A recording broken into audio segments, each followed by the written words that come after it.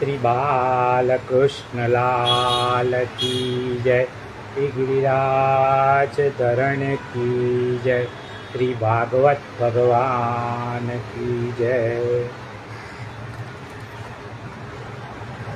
करारविंदे न पदारविंदे न मुखारविंदे न विनिवेशयन्तं वक्ष्य पत्रस्य पूते शयानं कालं मुकुन्दं मनसा स्मरामि।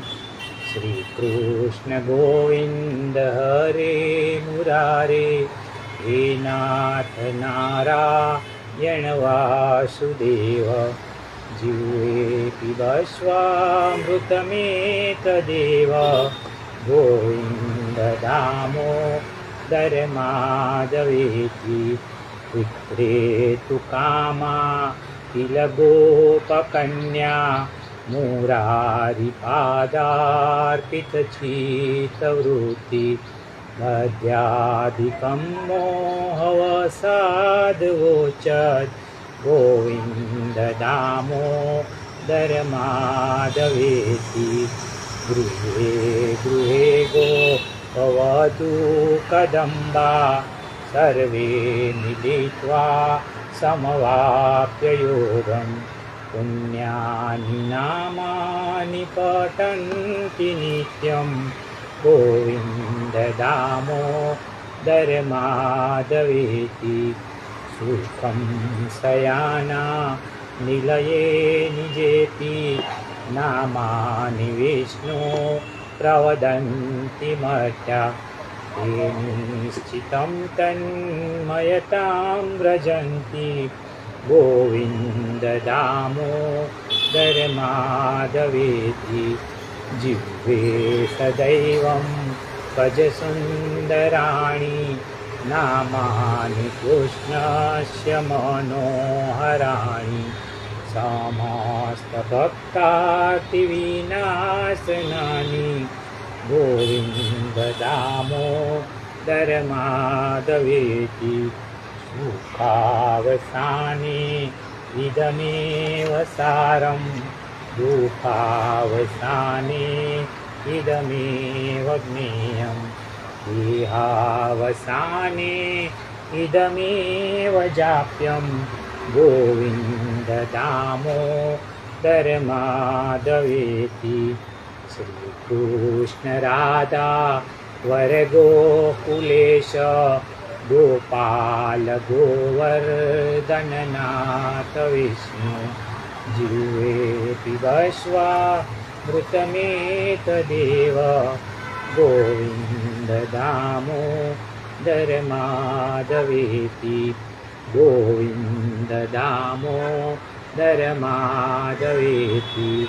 गोविन्द दामोदर माधवेति। ગઈકાલે આપણે જોયું કે નારદજી પોતાના પૂર્વજન્મની વાત કરે છે કે મારી મા દાસી હતી ને પછી સંત આવ્યા, ચાતુર્માસ રોકાયા, પછી મારે તો ભક્તિ કરવા જવું હતું ને પછી એ જાય છે.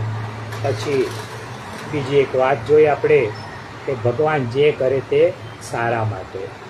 રાજાની શેરડી છોલતા છોલતા આંગળી કપાઈ ગઈ, મંત્રીને સજા કરી અને રાજાનો આંગળી કપાઈ હોવાને લીધે જીવ બચ્યો. પછી મંત્રીને પણ એમણે છૂટો કર્યો જેલમાંથી. એ પછી આપણે જોયું કે સુખદેવજીએ ગંગા કિનારે પરીક્ષિત રાજાને આ કથા કહેવાનો પ્રારંભ કૌરવ પાંડવ યુદ્ધની કથાથી 18 દિવસના મહાભારત યુદ્ધની કથાથી કર્યો. હવે આજે આપણે આગળ જોઈએ. કૌરવ પાંડવો વચ્ચે થયેલું મહાભારતનું 18 દિવસનું યુદ્ધ ધૃતરાષ્ટ્રને આભારી છે, જેને કર્તવ્યનું ભાન નથી ને, જે દેખતો છતાં પણ આંધળો છે, જે સત્યાસત્યનો નિર્ણય ન કરે ને તે ધૃતરાષ્ટ્ર છે. જેને શ્રુતિ સ્મૃતિની આંખ નથી તે ધૃતરાષ્ટ્ર છે. શ્રુતિ એટલે વેદ, સ્મૃતિ એટલે મનુસ્મૃતિ. પરાશર સ્મૃતિ માણસે જીવનમાં શ્રુતિ સ્મૃતિના માર્ગે ચાલવાનું, ઈચ્છા પ્રમાણે નહીં. શાસ્ત્રના બતાવેલા માર્ગે ન ચાલે ને તે ધૃતરાષ્ટ્ર, જેનામાં વિષમતા છે, પક્ષપાત છે, તે ધૃતરાષ્ટ્ર. ધૃતરાષ્ટ્ર હજી મર્યો નથી, આપણા બધામાં બેઠો છે. જેનામાં મારા તારાનો ભેદભાવ હોય ને તે ધૃતરાષ્ટ્ર છે, અને ત્યાં મહાભારત થવાનું છે. બધા માટે સમાન ભાવ હોય ને તે રામ રાજ્ય. સંતાનું અધર્મ આચરે એ ચલાવી લે એ ધૃતરાષ્ટ્ર છે, અને અધર્મને અટકાવે નહીં ને તે અંધ છે. ધૃતરાષ્ટ્રને દુર્યોધનના ધંધાની બધી જ ખબર હતી, છતાં પણ એને રોક્યો નહીં, અને મહાભારતનું યુદ્ધ થયું. પરિણામે બધા સાફ થઈ ગયા. 18મા દિવસે ભીમસેન અને દુર્યોધનની વચ્ચે ગદા યુદ્ધ ચાલે છે. ત્યારે શ્રી કૃષ્ણ, બલરામ, કૃપાચાર્ય, કૃતવર્મા બધા હાજર છે. ખોટા ઝઘડા કરાવનાર દુર્યોધન છે. દુર્યોધનને વરદાન હતું કે તેની સાથળ ઉપર ગદા વાગે ને તો જ એ મરે. આની ભીમને ખબર નહોતી. ભગવાન ત્યાં હાજર હતા, એ બધું જોયા કરે. ભીમને શ્રી કૃષ્ણ ઉપર ખૂબ ગુસ્સો આવ્યો. અહીં ઊભા ઊભા તાળીઓ પાડો છો, પણ મને દુર્યોધનને મારવાની યુક્તિ બતાવતા નથી. ભગવાન છે ને ખૂબ હોશિયાર. એ કહે છે કે 3 જણને વગર માગે સલાહ ન અપાય. એક તો વિદ્વાન, બીજું ધનવાન અને ત્રીજું બળવાન. પૂછ્યા વિના બોલવું નહીં. ભીમ બળવાન છે, એને પૂછ્યા વિના સલાહ ન અપાય. ભીમ દુર્યોધનનો માર ખાઈને ઢીલો થઈ ગયો. એણે શ્રી કૃષ્ણના સામે જોયું અને સંકેત કર્યો કે ભગવાન ઊભા ઊભા તમાશો શું જોઈ રહ્યા છો? આ દુર્યોધન મરતો નથી. ભગવાને પોતાની સાથળ ઉપર હાથ પછાડ્યો. ભીમે દુર્યોધનની સાથળ પર ગદાનો પ્રહાર કર્યો. દુર્યોધન ઢળી પડ્યો. પણ આ દુર્યોધન છે એ એકલો મરે નહીં. મરતા મરતા બીજા અનેકને મારે ને એ દુર્યોધન. બીજાની ઉન્નતિ જોઈ અને ઈર્ષા કરે ને એ દુર્યોધન છે.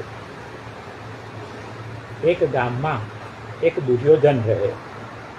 ઘરે ઘરે જઈને સળગાવી આવે ને પછી ખુશ થાય. આ દુર્યોધનને એક ચિંતા સતાવતી હતી કે મારા મર્યા પછી બધા ઝઘડા બંધ થઈ જશે. એણે પોતાનું એક વ્હીલ કર્યું.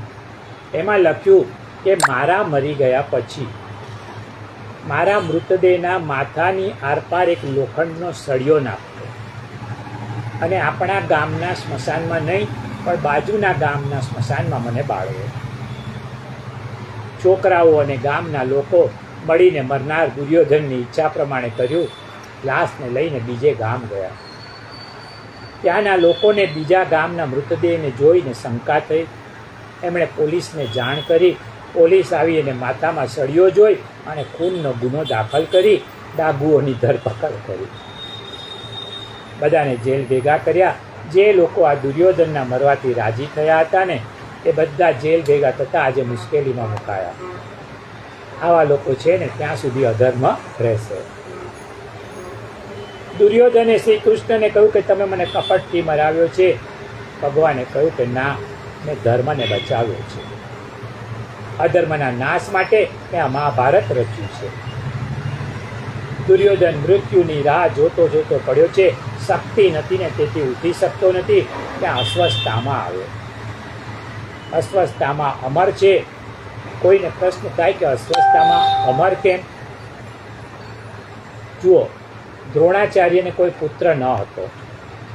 પુત્ર માટે એણે ભગવાન શંકરની આરાધના કરી. શંકર ભગવાને પૂછ્યું કે તમારે લાયક પુત્ર જોઈએ છે તો ઓછા આયુવાળો હશે, અને લાંબા આયુષ્યવાળો જોઈએ તો નાલાયક હશે. દ્રોણાચાર્ય તો ગુરુ હતા. વિચાર્યું કે નાલાયકને તો વિદ્યા શીખવી અને લાયક બનવી દઈશ.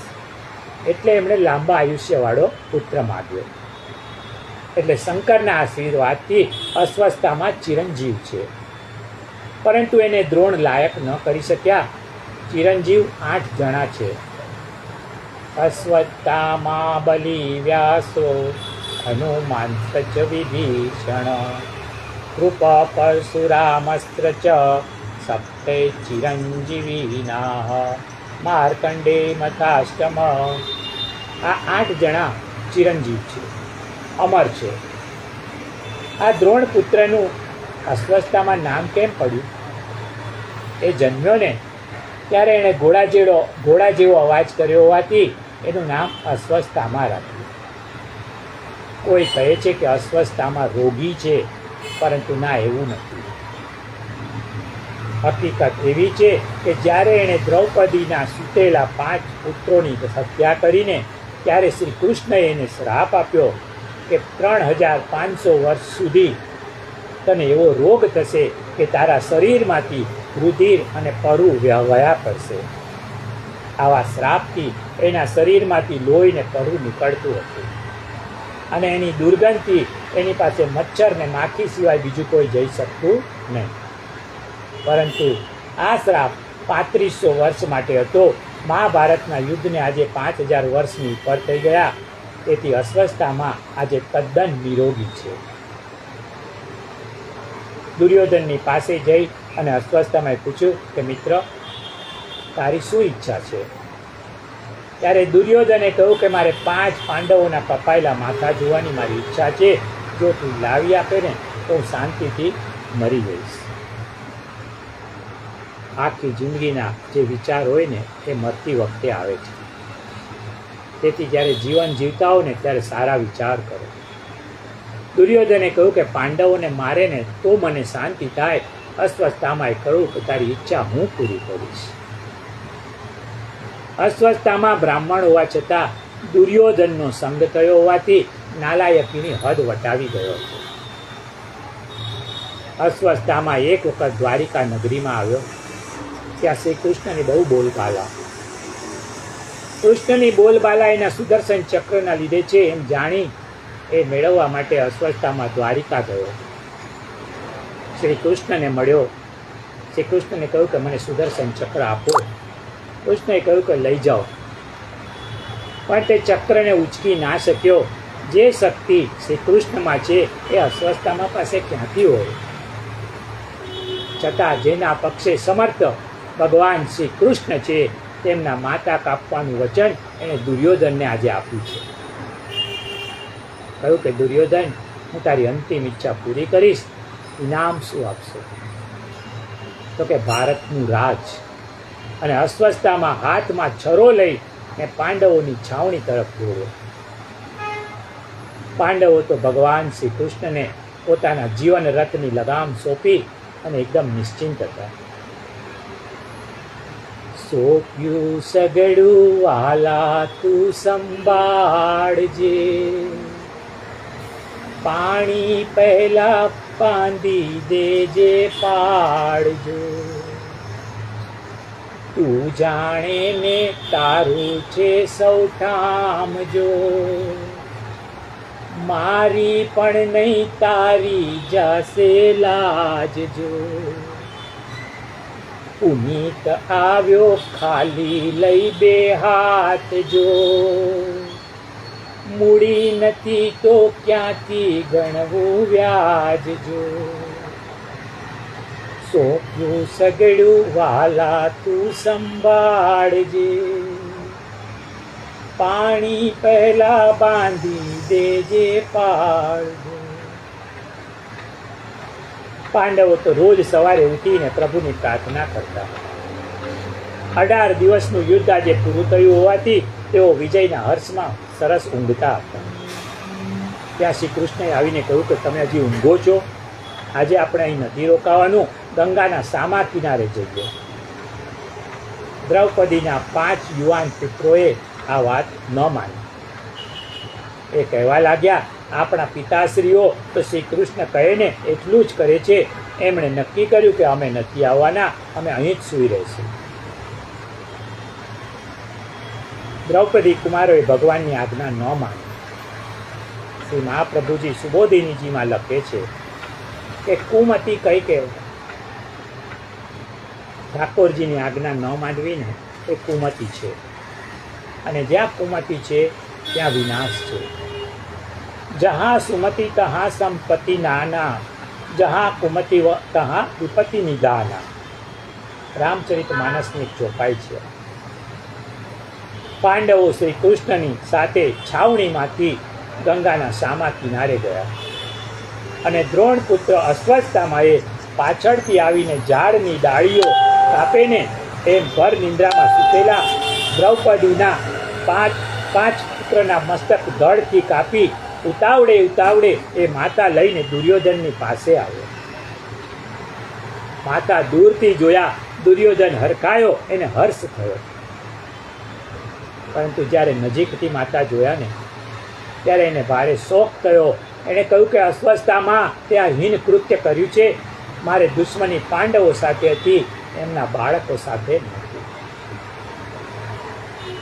દુર્યોધનને એક શ્રાપ હતો કે એને હર્ષ અને શોક જ્યારે એક સાથે થાય ને ત્યારે એનું મૃત્યુ થાય. પાંડવો મર્યા એવો હર્ષ થયો, આ બાજુ તો પુત્રો મર્યા હતા, એને શોક થયો, એ મરી ગયો.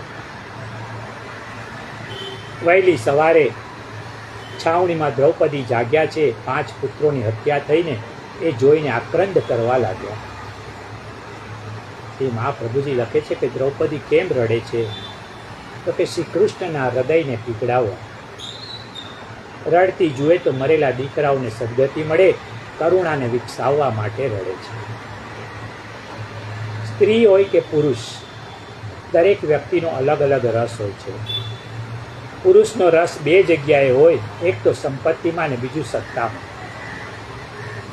જ્યારે બહેનોને 5 વસ્તુમાં રસ હોય, એક તો વાતો કરવા, બીજું વરઘોડામાં, ત્રીજું કજિયામાં ઝઘડામાં, ચોથું ફરવામાં હરવામાં, અને 5મું વહુ આવે ને એમાં. દરેક બહેન પોતે સાસુ બને એટલે કે પોતાના ઘરે વહુ આવે ને એવું ઈચ્છતી હોય છે. એક બહેનના દીકરાનું નામ માખણલાલ. માખણલાલને પરણાવ્યા. PhD થયેલી વહુ આવી. વહુ સંસ્કારી ખાનદાની કુટુંબની, સાસુનો પડતો બોલ ઝીલી લે. સવારે વહેલી ઉઠી જાય. સાસુ ઉઠે ને ત્યારે એમના માટે બહાર ઉટલા ઉપર આસન, લોટામાં પાણી અને દાંતણ તૈયાર હોય. દાંતણ થયું કે તરત જ સાસુને ભાવતી હોય ને એવી ગરમા ગરમ 2 કપ ચા તૈયાર. ચા પીને ઊભા થાય એટલે સાસુને કહે કે બા, બાથરૂમમાં ગરમ પાણીની 2 ડોલ ભરીને મૂકી છે. સાસુ નાહીને બહાર નીકળે એટલે એમના પગ લૂછવા હાથમાં ટુવાલ લઈને ઊભી જોઈ. સાસુમાં કપડાં પહેરી લે એટલામાં સેવાની બધી સામગ્રી પૂજા રૂમમાં તૈયાર હોય. બા 11 વાગ્યા સુધી નિરાતે સેવા પૂજા પતાવીને ઉઠે ને ત્યારે ડાઇનિંગ ટેબલ ઉપર એમના માટે જમવાની થાળી તૈયાર અને ગરમા ગરમ ભાવથી રસોઈ જમાડે. સાસુ જેવા હાથ ધોવે ને એ તરત કહે કે બા, આપને આરામ કરવા માટે પથારી તૈયાર રાખી છે. આવો નિત્યક્રમ, ક્યાંય ભૂલ નહીં. સાસુને વિચાર આવ્યો, આ PhD ભણેલી વહુ એક પણ ભૂલ કરતી નથી, એને મારે સાસુ તરીકે ખખડાવવી કઈ રીતે? પણ એક દિવસ સાસુનો આવ્યો. બન્યું એવું કે વહુ દહીં વલોવે છે. સાસુમાં સામે બેઠા છે. ગોળીમાં માખણ તૈયાર થયું એટલે વહુએ પૂછ્યું કે બા, આ માખણ શેમાં કાઢ્યું? સાસુમાનો મિજાજ ગયો. કહે છે કે વહુ, તું જે ભણેલી ગણેલી હોય તે મારી આગળ તું શરમ લાજ મૂકીને મારા છોકરા માખણલાલને તું કારે બોલાવે છે? એ નહીં ચલાવું, તું મારે ન જોઈએ, તું જતી રહે તારા બાપને ઘેર. વહુને કહ્યું કે માજીએ ઉલટું માની લીધું છે. વહુએ સાસુની ક્ષમા માગી અને માંડ મામલો ટાઢો કર્યો. અઠવાડિયા પછી ફરી છાશ વલોવવાનો વારો આવ્યો. સાસુ તૈયાર થઈને બેઠા છે. માખણ આવ્યું એટલે વહુએ પૂછ્યું, બા, આ તમારા દીકરા ગોળીમાં તરે છે, તમે કહો તો બહાર કાઢું કે અંદર જ રહેવા દઉં? માજી વહુની ચતુરાઈથી હસી પડ્યા ને કહ્યું કે શાબાશ બેટા, તું PhD તો થયેલી છે, ભણેલી તો છે, પણ સાથે સાથે ગણેલી પણ છે. બાપને દીકરાની કીર્તિ વધે ને એમાં રસ હોય, ગુરુને શિષ્યની ચતુરાઈમાં રસ હોય, પરંતુ એક માને તો દીકરાના અસ્તિત્વમાં જ રસ હોય. ગમે તેવો દીકરો હોય, માતા કહે કે દીકરો ગમે તેવો હોય, હું એના ખભે ચડીને જાઉં ને તો જ સાચી પુત્રવતી કહેવાય. મા પુત્રનું અવસાન બચાવી શકે નહીં. આ તો દ્રૌપદીનું દુર્ભાગ્ય છે. પાંડવોની છાવણીમાં દ્રૌપદી એના 5 પુત્રોની નિર્મમ હત્યાથી કલ્પાંત કરે છે. પરંતુ દ્રૌપદીજી રડતા હતા ને ત્યાં સુધી ભગવાન આવ્યા નહીં. ભગવાનને 2 વસ્તુ ગમતી નથી. એક તો ધુમાડો, એટલે જ પુષ્ટિ માર્ગની હવેલીમાં ક્યારેય મંદિરોમાં અગરબત્તી હોતી નથી. અને બીજો કકડાટ. કોઈ ભગવાન આગળ કકડાટ કરે ને એ પ્રભુને ગમતો નથી. ભગવાનની આગળ તો હસતા ચહેરે જાઓ, ખુશ થઈને જાઓ. અતિ રે આનંદ ભર્યા નંદ ઘેર જઈશું, દર્શન કરીને સુખિયારે થઈશું. દ્રૌપદીએ રડવાનું બંધ કર્યું ત્યારે ભગવાન શ્રી કૃષ્ણએ આવીને કહ્યું કે દ્રૌપદી, જેણે તારા દીકરાઓની હત્યા કરી છે એને હમણાં પકડીને લાવું છું, તું રડીશ નહીં. ભગવાન અર્જુનને લઈને અશ્વત્થામાને પકડવા નીકળ્યા. અશ્વત્થામા દૃઢિત કર્મ કરીને રાત્રે ઊંઘ્યો નથી. ઊંઘ કોને ન આવે? તો કે ચોરને. સપનામાં ચોર પોલીસને જ જુએ. નાચનારીને, રોગીને, યોગીને અને વિયોગીને. જેની પ્રિય વ્યક્તિ ચાલી ગઈ હોય ને એને ઊંઘ આવે નહીં. જેની પાસે પૈસા વધી જાય એને પણ ઊંઘ ના આવે. પૈસા વધે ને એટલે 3 વસ્તુ ઘટે. એક તો ઊંઘ, બીજું ભોજન અને ત્રીજું શાંતિ. શેઠ હોય ને તો 2 રોટલી જ ખાય, ત્યારે નોકર 22 રોટલી ખાઈ જાય. પૈસાવાળાને મનમાં અનેક પ્રકારની અશાંતિ હોય. હરીફોની ચિંતા, ઇન્કમ ટેક્સની ચિંતા, જીએસટી વાળાની ચિંતા. પૈસો અનેક અશાંતિઓને સાથે લઈને આવે છે. અશ્વત્થામાએ નિર્દોષ બાળકોની હત્યા કરી, એને શાંતિ નથી. મનમાં પસ્તાય છે, ઊંઘ આવતી નથી. સવારે અર્જુનના ડરથી રથ લઈને ભાગવા જાય છે. દૂરથી અર્જુનનો રથ જોયો, ઘોડાને તેજ દોડાવ્યા, પણ છેવટે અર્જુને એને પકડી લીધો અને રથ સાથે બાંધીને દ્રૌપદીની સામે ઊભો કર્યો. દ્રૌપદી મહાન સ્ત્રી છે. અશ્વત્થામાને જોઈને દ્રૌપદીએ પ્રણામ કર્યા. પુત્રોનો હત્યારો છે છતાં એને ગુરુપુત્ર માનીને પ્રણામ કર્યા. દ્રૌપદીએ અર્જુનને કહ્યું, આને છોડી દો, છોડી દો, કારણ એ આપણો ગુરુપુત્ર છે અને બ્રાહ્મણ તો આપણા પૂજનીય છે. દ્રૌપદીએ અર્જુનને કહ્યું કે જુઓ, એના પિતાના તમારા પર ઘણા બધા ઉપકાર છે. દ્રોણ ગુરુએ એમના પુત્રને ન આપ્યું ને એવું જ્ઞાન તમને આપ્યું છે. દ્રોણાચાર્યે તમને આશીર્વાદ આપ્યા, એમને તમારા પ્રતિ કેવો પ્રેમ. એ કહેતા કે મારા અર્જુનથી કોઈ આગળ વધવું ના જોઈએ. એકલવ્ય જ્યારે આગળ વધ્યો ને ત્યારે ગુરુદક્ષિણા માગી અને દ્રોણાચાર્ય એનો અંગૂઠો લઈ લીધો. આવા પૂજનીય ગુરુના પુત્રને મારશો ને તો અપકાર થશે. એને મારવો યોગ્ય નથી. એને છોડી દો, અપકાર ન કરો, એના પર ઉપકાર કરો. કોઈ વ્યક્તિએ ભલું કર્યું હોય ને એનું ખરાબ ન થાય ને એનું ધ્યાન રાખો. સાચી ઇન્સાનિયત એ છે. દ્રૌપદીની વાણી સાંભળી ત્યાં ઉભેલા સારંગ પાણી પણ પાણી થઈ ગયા. દ્રૌપદી દયાની દીવા દાંડી છે. પ્રેમની પરબ છે, પુણ્યની પ્રતિષ્ઠા છે અને પરોપકારની પ્રતિમા છે. દ્રૌપદીએ અર્જુનને કહ્યું કે પુત્રોના શોકનું જે દુઃખ મને થયું ને એ અશ્વત્થામાની માતાને ન થવું જોઈએ. દ્રૌપદી શીખવે છે કે વેરથી વેર વધે છે. વેર ખાનદાનીને ખતમ કરે છે. ક્રોધને ક્ષમાથી, પ્રેમથી ખતમ કરો. આ વૈષ્ણવના સાચા લક્ષણ છે. વૈષ્ણવ કોને કહેવાય? વૈષ્ણવ જન તો તેને રે કહીએ જે પીડ પરાઈ જાણે રે. પર દુખે ઉપકાર કરે તોય મન અભિમાન ન આણે રે. સકળ લોકમાં સૌને વંદે, નિંદા ન કરે કે રે. વાચ કાચ મન નિશ્ચલ રાખે, ધન ધન જનની તેની રે. સમદ્રષ્ટિને તૃષ્ણા ત્યાગી, પર સ્ત્રી જેને માત રે. જીવ અતકીય સત્ય ન બોલે, પર ધન નવ જાલે હાથ રે. મોહ માયા વ્યાપે નહીં જેને, દ્રઢ વૈરાગ્ય જેના મન મારે. રામ નામ શું તાળી રે લાગી, સકળ તીરથ તેના તન મારે.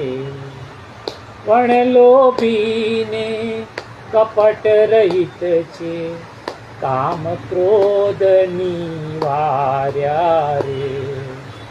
પણ નરસૈયો એનું દર્શન કરતા, ઉડ એકો તેર તાર્યા રે. વૈષ્ણવ જન તો તેને રે કહીએ, જે પીડ પરાઈ જાણે રે. પારકી પીડાને પીછાણે ને તે સાચો વૈષ્ણવ છે. વેર અને વાસના માણસનું મૃત્યુ બગાડે છે. તેથી મરતી વખતે કોઈના પ્રતિ વેરભાવ હોય ને તો એ રાખવો નહીં, કાઢી નાખવો. જીવનમાં કાંઈ બન્યું હોય તો ક્ષમા માગી લેવી, તો સદગતિ થશે. કથા જીવનમાં ઉતારવા માટે છે. કથા સુખ શાંતિનો રસ્તો બતાવે છે. અર્જુને શ્રી કૃષ્ણને પૂછ્યું, અશ્વત્થામાને દંડ શું કરવો? ભગવાને કહ્યું કે બ્રાહ્મણ છે, એને મરાય નહીં, છતાં પણ માર્યો કહેવાય ને એવું કરો.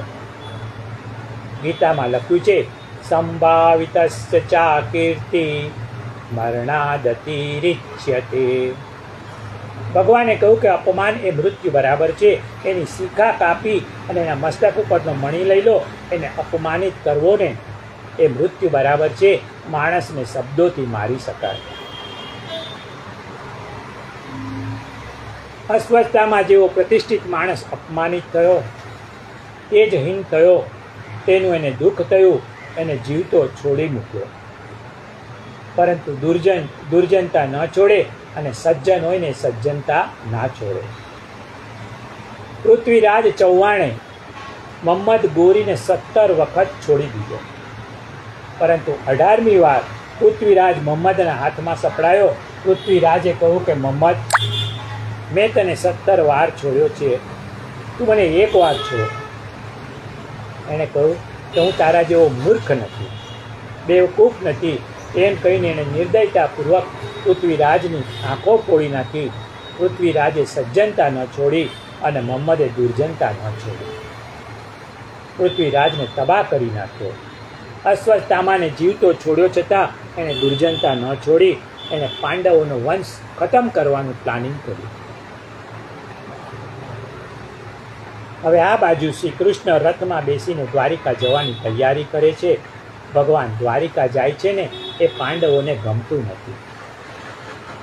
આપણો ગમતો માણસ જાય ને એ આપણને ન ગમે, અને નહીં ગમતો માણસ જાય ને તો આપણે રાજી થઈ જઈએ.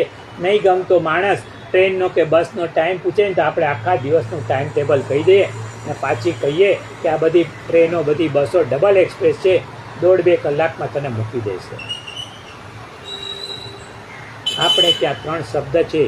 અતિથિ, એક તિથિ કરતાં વધારે ન રોકાય ને એને કહેવાય અતિથિ. બીજો શબ્દ છે મહેમાન, જેને માન સન્માન સાથે લાવવા પડે અને માન સન્માન સાથે વિદાય આપવા પડે, એ કહેવાય મહેમાન. ત્રીજો શબ્દ છે પરોણા, જે ઘરમાં આવ્યા પછી ઘરમાંથી નીકળવાનું નામ ન લે, 1-2 મહિનાના ધામા નાખે, એટલે એને વિદાય આપવા માટે કોઈ પ્લાનિંગ કરવું પડે, એટલે કે પરાણે કાઢવા પડે, એ કહેવાય પરોણા. એક શેઠે દૂરથી ગુંદરિયા મહેમાનને આવતો જોયો. શેઠે વિચાર્યું કે આ ભાઈને જરાક હસીને બોલીશ ને તો 1 મહિનાનો ધામો છે. એટલે શેઠે શેઠાણીને કહ્યું કે હું સૂઈ જાઉં છું, મારા ઉપર તું 2 રજાઈ નાખી દે અને ટેબલ લઈને મારી સામે બેસી જા. પેલો ગુંદરિયો પૂછે ને તો કહેજે કે શેઠ બીમાર છે. એટલે બીજે જતો રહેશે. આવું પ્લાનિંગ શેઠે કર્યું. શેઠ સૂતા, ગુંદરિયો મહેમાન આવ્યો, જય શ્રી કૃષ્ણ કર્યા પછી શેઠાણીને પૂછ્યું કે આ કોણ સૂતું છે? તો કે શેઠને મહિનાથી તાવ છે, ઉઠાતું પણ નથી. ગુંદરિયો ખૂબ હોશિયાર, એ કે ભાભી મેં વિચાર્યું હતું કે તમને મળીને હું જતો રહીશ, પણ તમે કહો છો કે શેઠ માંદા છે, મહિનાથી માંદા છે. આ સ્થિતિમાં મારાથી જવાય કેવી રીતે? મેં નક્કી કર્યું છે કે શેઠ હરતા ફરતા થાય નહીં ત્યાં સુધી બીજે ક્યાંય જવું નથી. ગુંદરિયો પોતાની બેગ મૂકીને ત્યાં ગોઠવાઈ ગયો. શેઠાણી શેઠના પગ દબાવતા હતા. શેઠે પૂછ્યું પેલી લપ છે કે ગઈ? શેઠાણીએ કહ્યું કે ખુરશી ઉપર ચોટી છે. શેઠાણીને આ બાજુ તરસ લાગી, રસોડામાં પાણી પીવા ગયા એટલે ગુંદરિયો શેઠના પગ દબાવવા બેઠો. શેઠે રજાઈની અંદરથી જ પૂછ્યું પેલી લપ છે કે ગઈ? ગુંદરિયાએ કહ્યું કે ક્યાં જાય, હવે તો લપ પગે ચોટી છે. આવા ગુંદરિયા મહેમાન આવે ને ત્યારે એમને કાઢવા માટે પ્લાનિંગ કરવું પડે. પરંતુ શ્રી કૃષ્ણ પાંડવોને ત્યાં પરોણા નહોતા. ભગવાન તો બધાના પ્રાણ હતા. એ ભગવાન જાય છે ને કોઈને ગમતું નથી. આ બાજુ અશ્વત્થામાએ અભિમન્યુની પત્ની ઉત્તરાના ગર્ભને ખતમ કરવા બ્રહ્માસ્ત્ર છોડ્યું. પાંડવોનો વંશ ખતમ કરવા માટે એણે બ્રહ્માસ્ત્રનો ઉપયોગ કર્યો. પરીક્ષિત જન્મે ને તો પાંડવોનો વંશ આગળ ચાલ્યો. ઉત્તરાને બ્રહ્માસ્ત્ર દેખાયું. 12 સૂર્ય જેટલી ગરમી બ્રહ્માસ્ત્રથી ઉત્પન્ન થાય. ઉત્તરા ગભરાઈ ગઈ કે આ અસહ્ય દશામાંથી છૂટવું કેવી રીતે? એને યાદ આવ્યું કે મારા સાસુ દ્રૌપદી વિપત્તિ વખતે પ્રભુની શરણમાં જાય છે, તેથી મારે પણ દ્વારિકાધીશની શરણમાં જવું. ભગવાન શ્રી કૃષ્ણ દ્વારિકા જવા નીકળે છે ત્યારે ઉત્તરા ભગવાનની શરણમાં આવ્યા. દુનિયામાં બધે ભય છે, ઠાકોરજીના ચરણોમાં ભય નથી. શરણાગતિ સર્વ સમર્થની લેવી જોઈએ. જે પોતે ભયભીત હોય ને એ શરણાગતને શું નિર્ભય કરી શકે? પરમાત્મા સર્વ સમર્થ છે. પ્રપત્તિ શરણાગતિ એ જ ભક્તોની સંપત્તિ છે.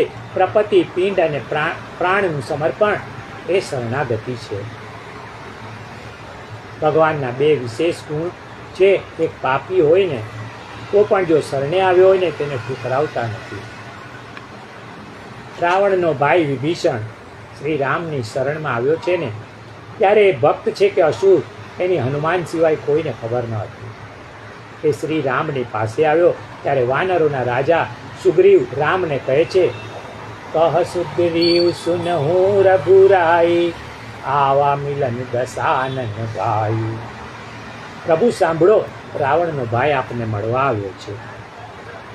ત્યારે શ્રી રામે કહ્યું, કહ પ્રભુ સખા બુજીએ કાહા, કહ કપી સુનહુ નર નાહા. શ્રી રામ કહે છે કે એમાં પૂછવા જેવું શું છે? ત્યારે સુગ્રીવ કહે છે કે તમે મારી વાત તો સાંભળો.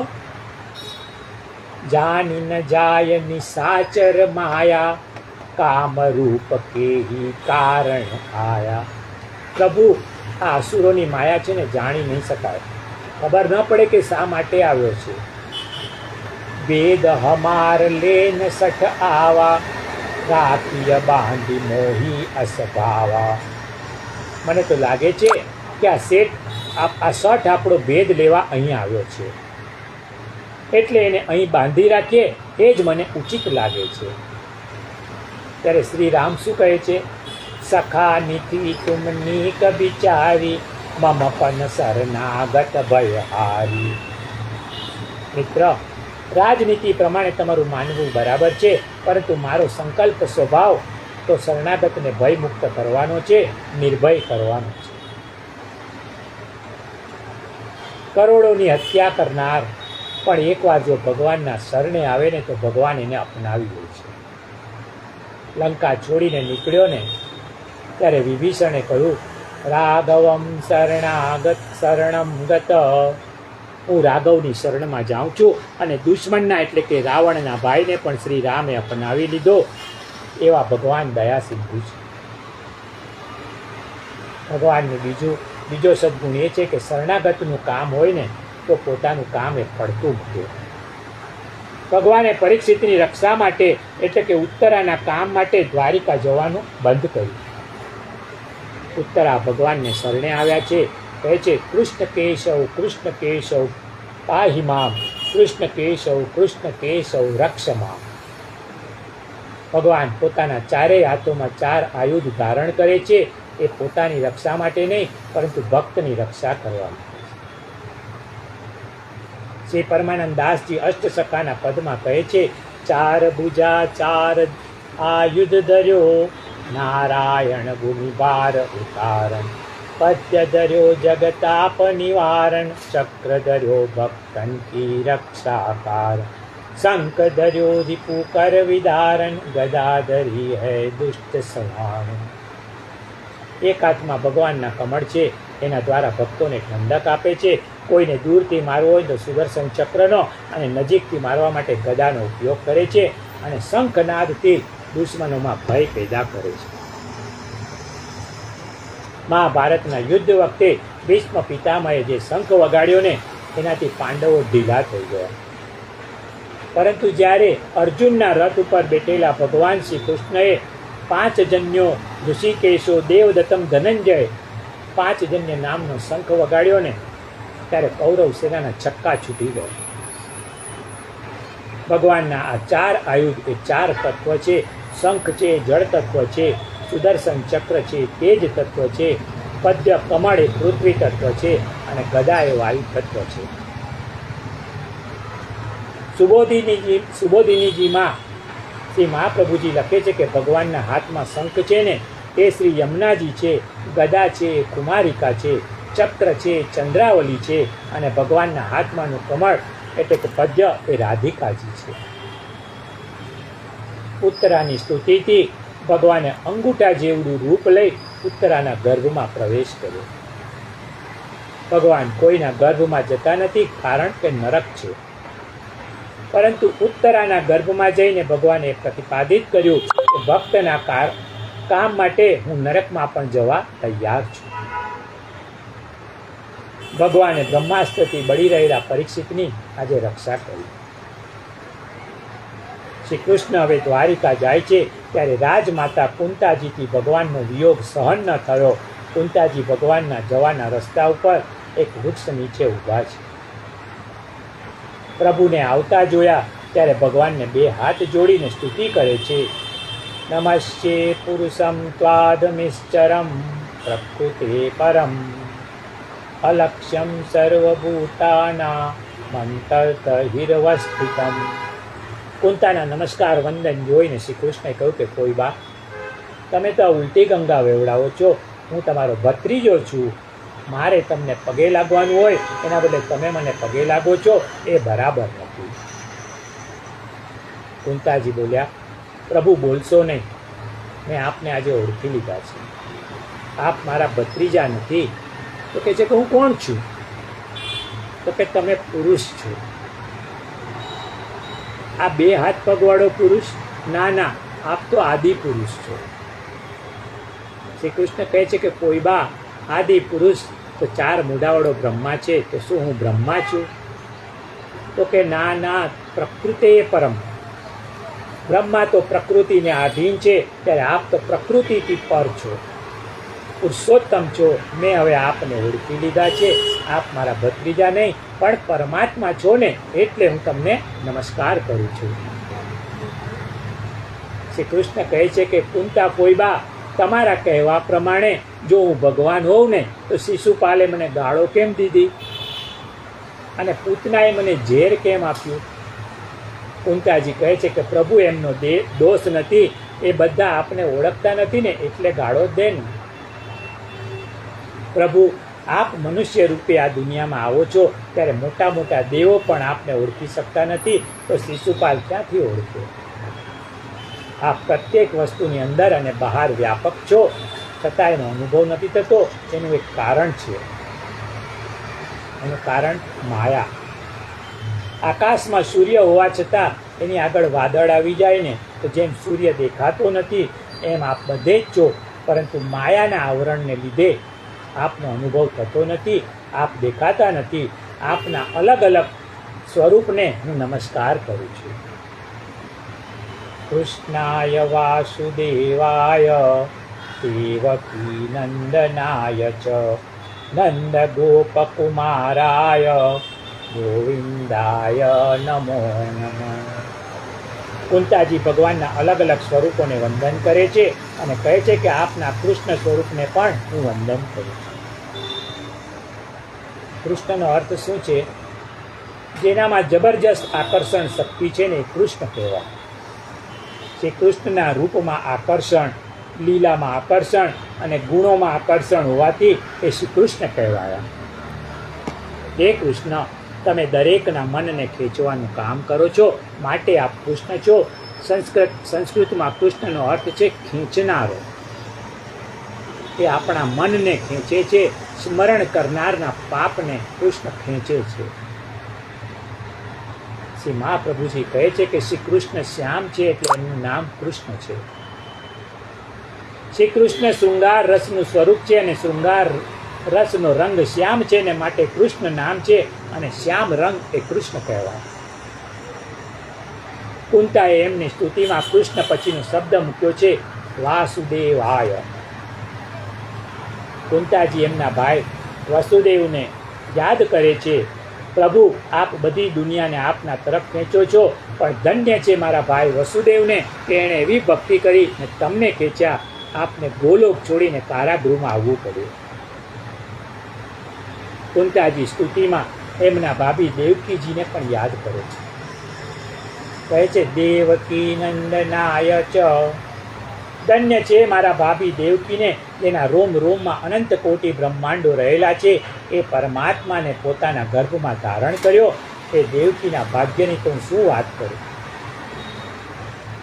અને વસુદેવ દેવકી કરતાં પણ જો કોઈ વિશેષ ભાગ્યશાળી હોય ને તો એ છે નંદબાવા અને યશોદાજી. એટલે કુંતાજી સ્તુતિમાં નંદ યશોદાને પણ યાદ કરીને કહે છે નંદ ગોપકુમારાય ગોવિંદાય નમો નમઃ. ધન્ય છે નંદ યશોદાને. શ્રી કૃષ્ણ દેવકીના ગર્ભમાં તો 9 મહિના રહ્યા, પણ નંદ યશોદાના ખોળામાં પ્રભુ 11 વર્ષ અને 52 દિવસ બિરાજ્યા. અને નંદ યશોદા કરતાં પણ કોઈ વધારે ભાગ્યશાળી હોય ને તો એ વ્રજની ગાયો છે. એટલે કુંતાજીએ કહ્યું ગોવિંદાય નમો નમઃ. ગોવિંદ શબ્દથી વ્રજની ગાયોને યાદ કરી છે. યશોદાજી ના પાડે છે, કહે છે કે બેટા તારા ચરણ ખૂબ કોમળ છે, તું ખુલ્લા પગે ગાયોની પાછળ ન દોડીશ. પણ કૃષ્ણે કહ્યું કે બા, હું તમારે ત્યાં ગાયોની સેવા કરવા તો આવ્યો છું.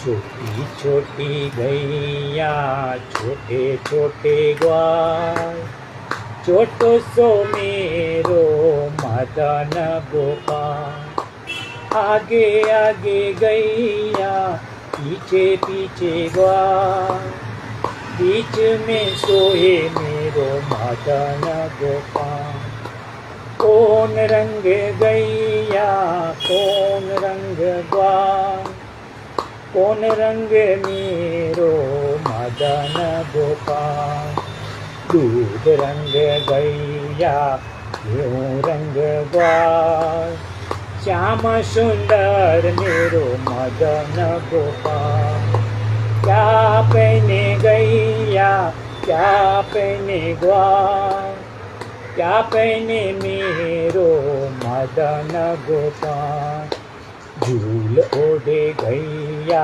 धोती पहने ग्वाल काली कंबल ओढ़े मदन गोपाल क्या खाए गैया क्या खाए ग्वाल क्या खाए मेरो મદન ગોપાલ. ઘાસ ખાए ગૈયા, રોટી ખાए ગ્વાલ, મક્ખન આરોગે મેરો મદન ગોપાલ. कहाँ रहे गैया, कहाँ रहेगा, कहाँ रहे मेरो मदन गोपाल. नंदपुर में गैया, घर में रहेगा, हृदय में रहे मेरो मदन गोपाल. छोटी छोटी गैया, छोटे छोटे ग्वाल, छोटो સો મેરો મદન ગોપાલ. હે પ્રભુ, આપને ગાયો તો એટલી વાલી છે કે ઇન્દ્રે જ્યારે વરસાદ નાખ્યો ને ત્યારે એમાં બધી ગાયો તણાઈ ન જાય એટલે આપે 7 દિવસ સુધી ગોવર્ધન પર્વતને ધારણ કર્યો. સંસ્કૃતમાં ગો એટલે ગાય અને ગો એટલે ઇન્દ્રિયો પણ થાય. કુંતાજી કહે છે કે હે પ્રભુ, વૃંદાવનમાં ગાયો આડાઅવળે રસ્તે જતી ન રહે એનું જેમ આપ ધ્યાન રાખો છો ને, એમ કુંતાની ઇન્દ્રિયો પણ આડાઅવળે રસ્તે જતી ન રહે એનું ધ્યાન પણ તમારે જ રાખવાનું છે. કુંતાજીએ ભગવાનના ઉપકારને સ્મરણ કરી અને વંદન કર્યા છે. ભગવાને સગીમાં એટલે કે દેવકીના 6 પુત્રોને મરવા દીધા, પણ કુંતીના એક પુત્રને પણ મરવા ન દીધો. કેટલો બધો ઉપકાર! શ્રી કૃષ્ણએ કહ્યું કે કોઈબા, હું દ્વારિકા જાઉં છું, ફરી બીજી વાર ભેગા થવાય કે ન થવાય, તેથી તમારે કંઈ માગવું હોય ને તો સંકોચ રાખ્યા વગર માગી લો. ત્યારે કુંતાજીએ કેવું સરસ માગ્યું. વિપદ સંતુ નઃ સસ્વ તત્ર તત્ર જગદગુરો ભવતો દર્શનમ યસ્ય દાદ પુનઃભવ દર્શનમ. હે પ્રભુ, હું એવું માગું છું કે મને જન્મ જન્મ વિપત્તિ આપો, સંકટ આપો. અહીં વિપદ શબ્દ બહુવચનમાં છે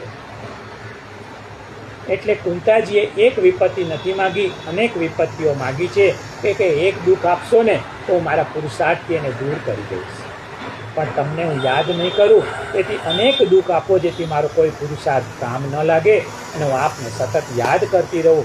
માટે પ્રભુ, મને અનેક વિપત્તિઓ આપો. બીજો શબ્દ છે ન, એટલે કે મને એકલીને નહીં, મારા કુટુંબની એક વ્યક્તિ પર દુઃખ નાખજો, એવું કુંતાજી કહે છે. તેથી કુટુંબની એક પણ વ્યક્તિ આપનાથી વિમુખ ન થાય. ત્રીજો શબ્દ છે સસ્વત, એટલે આ જ જન્મમાં વિપત્તિ આપો એવું નહીં, પ્રત્યેક જન્મમાં મને વિપત્તિ આપજો જેથી આપનું સ્મરણ બધા જન્મમાં થઈ શકે. આવું માગવાની પણ હિંમત હોવી જોઈએ. આપણે તો મંદિરમાં જઈને ભગવાનને પ્રાર્થના કરીએ કે મને એટલી બધી સંપત્તિ આપજે કે મારે ક્યારેય દુઃખનો દિવસ જોવો ન પડે. એક તો કુંતાજીએ દુઃખ માગ્યું છે અને બીજું પુષ્ટિ માર્ગમાં મહાપ્રભુજીએ દુઃખ માગ્યું છે. મહાપ્રભુજી એમના નિરોધ ક્ષણ ગ્રંથમાં લખ્યું છે, યચ્ચ દુઃખમ યશોદાયામ નંદાદીનામ ચ ગોકુલે ગોપિકાનામ તુ યદ દુઃખમ તદ દુઃખમ સ્થાન મમ ક્વચિત. એણે કહ્યું કે પ્રભુ, આપ વ્રજ છોડીને મથુરા આવ્યા ને ત્યારે આપના વિયોગનું જે દુઃખ યશોદાને થયું, જે દુઃખ ગોપી ગોવાળોને થયું ને એવું દુઃખ મને પ્રાપ્ત થાય. હું હજારો વર્ષોથી આપનાથી વિખૂટો પડ્યો છું અને હવે તો મને આપના વિયોગનું દુઃખ પણ થતું નથી, તો મને હે પ્રભુ આપના વિરહના દુઃખનું દાન કરો. દુઃખમાં જેટલી પ્રભુની યાદ આવે છે ને એટલી યાદ સુખમાં નથી આવતી. માટે પ્રભુ પાસે કુંતાજીએ દુઃખની માગણી કરી છે. પુષ્ટિ માર્ગમાં ઠાકોરજીની લીલા નિત્ય છે, એનું નામ નિત્ય, એનું ધામ નિત્ય, સ્વરૂપ નિત્ય, એની લીલા નિત્ય, બધું નિત્ય. પાગના દિવસોમાં ઠાકોરજી હોળી ખેલે છે, દાણના દિવસો આવે ત્યારે ઠાકોરજી ગોપીઓની પાસે દાણ માગે છે. રાસ લીલાના દિવસો આવે ત્યારે ઠાકોરજી રાસ કરે છે. આ બધી લીલાઓ નિત્ય છે. પુષ્ટિ માર્ગમાં ભગવાનની એક લીલાનું નામ છે માન લીલા. કોઈ વાર ઠાકોરજી રિસાય તો રાધાજી ઠાકોરજીને મનાવે, કોઈક વાર સ્વામિનીજી રિસાય તો નિકુંજમાં ઠાકોરજી એમને મનાવવા જાય. આવી માન લીલા તો બધાના ઘરમાં થતી જ હોય છે. ઠાકોરજીએ રાધાજીને એકવાર કહ્યું કે તમારું મોઢું ચંદ્રમા જેવું છે. રાધિકાજીને આ ઉપમા ન ગમી, ખોટું લાગ્યું. એમણે કહ્યું કે આકાશનો ચંદ્ર તો વધે ઘટે છે, અને અમાસના દિવસે તો ક્ષીણ થઈ જાય છે, વળી ચંદ્રમાં તો કાળા ડાઘા છે, તો શું તમને મારું મોઢું ડાઘાવાળું લાગે છે કે ચંદ્રની જેમ વધતું ઘટતું કે અમાસની જેમ ક્ષીણ થયેલું દેખાય છે? તમે મને ચંદ્રમુખી કેમ કહ્યું? રાધિકાજી રિસાયા. ભગવાને કહ્યું કે આને સૂર્યમુખી કહું તો નથી ગમતું, ચંદ્રમુખી કહું તો ન ગમ્યું, તો હવે શું જ્વાળામુખી કહેવું? ભગવાન મનાવવા જાય, રાધિકાજી ભારે થાય, માને જ નહીં. ત્યારે ઠાકોરજીએ લીલા કરી એક સ્વરૂપે કદમના વૃક્ષ નીચે બેસી ગયા અને બીજા સ્વરૂપે ભમરો બની અને રાધાજીની પાસે ગયા. ભ્રમરને જોઈને રાધિકાજી કહેવા લાગ્યા, ઉડ જા રે ભ્રમર, તો હે મારુંગી. ભાગ અહીંથી, નહીં તો હું તને મારીશ. પણ ભ્રમર જતો નથી. વધારે પાસે આવ્યો. રાધિકાજી ગભરાયા અને ઠાકોરજીની બાજુમાં જઈને બેસી ગયા. ભગવાને કહ્યું કે મનાવતો હતો ત્યારે માન્યા નહીં, અને ભમરો પાછળ પડ્યો ત્યારે ડાયા થઈને પાસે આવીને બેસી ગયા. આપણે પણ આવું જ કરીએ છીએ ને. શ્રીનાથજી બાવા એમનો શ્રી હસ્ત ઉપર કરીને આપણને બોલાવે છે, પણ આપણે એવા રિસાય છે કે આપણે એમની પાસે જતા જ નથી. પણ જઈએ છીએ ત્યારે કોઈ દુઃખરૂપી ભમરો આપણી પાછળ પડે ને ત્યારે સીધા નાથ દ્વારા દોડી જઈએ અને કાલાવાલા કરીએ કે હે પ્રભુ, હે નાથ, અમારા દુઃખ દૂર કર. દુઃખ માણસને પ્રભુની પાસે લઈ જાય છે, જ્યારે સુખ પ્રભુથી દૂર લઈ જાય છે. માટે કુંતાજીએ પ્રભુ પાસે કાયમી દુઃખ માગ્યું. રામાયણના સુંદર કાંડમાં હનુમાનજી કહે છે, વિપત્તિ કઈ કહેવાય? કહ હનુમંત વિપત્તિ પ્રભુ સોઈ, જગતવ સુમિરન ભજન ન હોય. કેટલું સરસ કહે છે કે હે પ્રભુ, તમારું વિસ્મરણ એ જ વિપત્તિ છે અને તમારું સ્મરણ એ જ સંપત્તિ છે. કુંતાજી સ્તુતિ કરતા કહે છે કે 4 જણા ભક્તિ કરી શકતા નથી. કોણ? તો કે જેનો ઉત્તમ કુળમાં જન્મ થયો ને એ લોકો ભક્તિ નથી કરી શકતા. આજે વાણિયા બ્રાહ્મણના છોકરાઓ ભગવાનનું નામ લેતા નથી અને અન્ય જાતિના લોકો ભક્તિ તરફ વળી રહ્યા છે. ક્યાં જન્મવું ને એ મહત્વનું નથી, પણ જીવન કેવું છે એ મહત્વનું છે. જેની પાસે ઐશ્વર્ય એટલે કે સત્તા છે એ પણ ભક્તિ નથી કરતા. જેને સત્તાનો નશો હોય ને એ ભક્તિ ન કરે. ત્રીજું બહુ વિદ્વાન એટલે કે શ્રુત, એ પણ વિદ્યાના અહંકારમાં ભગવાનને ભૂલી જાય છે. આ દુનિયામાં જેટલા અભણ લોકોને ભગવાન મળ્યા છે ને એટલા વિદ્વાનોને નથી મળ્યા. અરે કાશીના પંડિતો ભૂલા પડ્યા છે, એ તો બ્રહ્મ સત્ય જગત મિથ્યામાં જ અટવાયા કરે છે. અને દુનિયામાં અભણ, સબરી, કેવટ જેવા મેદાન મારી ગયા. ભણેલા જ્યાં જાય ને ત્યાં તર્ક કરે, એને શ્રદ્ધા હોય જ નહીં. વાદ વિવાદ કરી જાણે પણ પ્રભુના ગુણાનુવાદ ન કરે, માટે એ લોકો રખડી પડે. પ્રભુને મેળવવા માટે કાંઈ બહુ ભણવાની જરૂર નથી. જેની કીર્તિ બહુ હોય ને એ પણ ભક્તિ નથી કરતા. જેની આજુબાજુમાં લોકોના ટોળા ફરતા હોય ને એ માણસ ભગવાનથી વિમુખ થઈ જવા. કીર્તિ વધે ને ત્યારે સાવધાન થઈ જાય. ભગવાનની કીર્તિના ગુણાનુવાદ ગાઓ, આપણી કીર્તિ વધારવાનો પ્રયત્ન ક્યારેય ન કરો. કુંતાજી કહે છે કે પ્રભુ, આપને જવું હોય તો જાઓ, ભલે પધારો, પરંતુ એટલું જ કહું છું કે આપના વગર અમારી કોઈ શોભા નથી. હે કૃષ્ણ, સૌભાગ્યના ચિહ્ન વિના સ્ત્રીની શોભા નથી, ચંદ્ર વિના રાત્રિની શોભા નથી, રાજહંસ વગર માન સરોવરની શોભા નથી. અને હે કૃષ્ણ, ભગવાન વગર ભક્ત પણ શોભતા નથી. તમારા વિના અમે બધા એકડા વિનાના મીંડા જેવા છીએ. હે કૃષ્ણ, તમે તો અનેક રૂપ લઈ શકો છો. આજે 2 રૂપ લઈને એક રૂપે દ્વારિકા પધારો અને એક રૂપે અમારી સન્મુખ બિરાજો. અનેક રૂપ રૂપાય વિષ્ણવે પ્રભ વિષ્ણવે. આપને 2 રૂપ લેવામાં શું વાંધો છે? આપ દ્વારિકા પધારો છો, આપે મને દુઃખ આપવાની તો ના પાડી, તો મારી બીજી એક માગણી છે.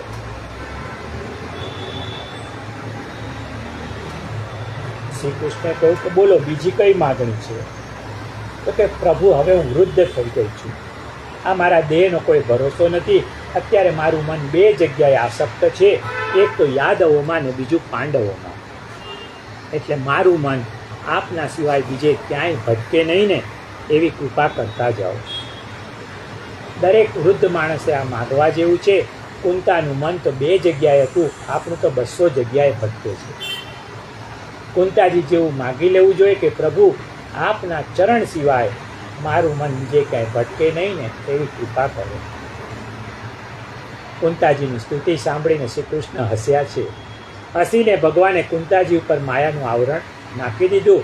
ઠાકોરજીને કહ્યું કે કોઈબા મને ઓળખી ગયા છે, હું ભગવાન છું, એટલે આગળની લીલા હવે મારાથી નહીં થઈ શકે. એટલે શ્રી મહાપ્રભુજી લખે છે કે ભગવાનના હાસ્યમાં પણ માયા છે. પ્રભુએ હસીને કુંતાજી પર માયાનું આવરણ કર્યું. એટલે કુંતાજીને જે જ્ઞાન કહ્યું કે આ ઈશ્વર છે, એ જ્ઞાન ઉપર માયાનો પડદો નાખી દીધો. આપણા બધા ઉપર બી માયાનો પડદો છે, એટલે આપણે ભગવાનને ઓળખી શકતા નથી. એટલે માયાના આવરણને દૂર કરવા માટે આપણે ભક્તિ અને સાધના કરવાની છે.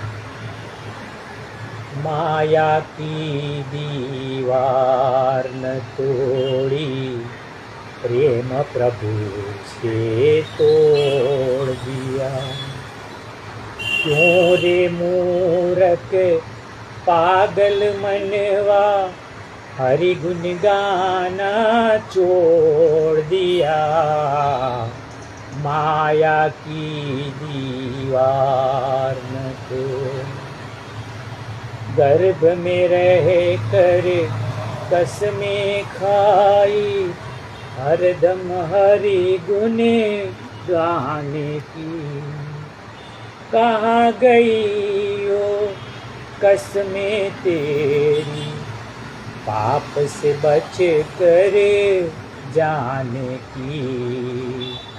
माया की दीवार हो धरती पर जो तुझको लाया उससे मुकड़ा मोड़ लिया. कौन यहाँ पर तेरा मूरख क्यों इसमें बर माया है. माया की दीवार न हो जीवन एक कहानी है सब मिट्टी में मिल जाना है. झूठ कपट से प्यार किया और सत्य नाम क्यों छोड़ दिया. माया की दीवार न तोड़ी प्रेम प्रभु से तोड़ दिया. क्यों रे मूरख पागल मनवा हरि गुण गाना छोड़ दिया. माया की दीवार ભક્તિ માયાની દિવાલને તોડવા માટે છે.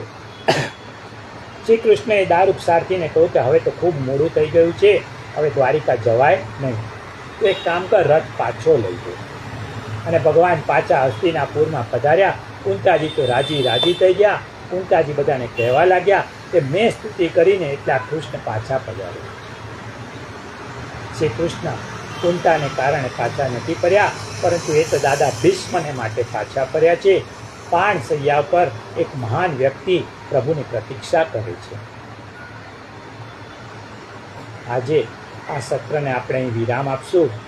આવતીકાલે ભીષ્મ કોણ હતા, એમનું નામ શું હતું, કોના પુત્ર હતા, એમનું નામ અલગ અલગ નામો હતા, એમણે શું કર્યું, એ ભીષ્મની વાતોથી આગળ આપણું સત્ર વધારશું. ત્યાં સુધી આજે સર્વને જય શ્રી કૃષ્ણ, જય શ્રી કૃષ્ણ, જય શ્રી કૃષ્ણ.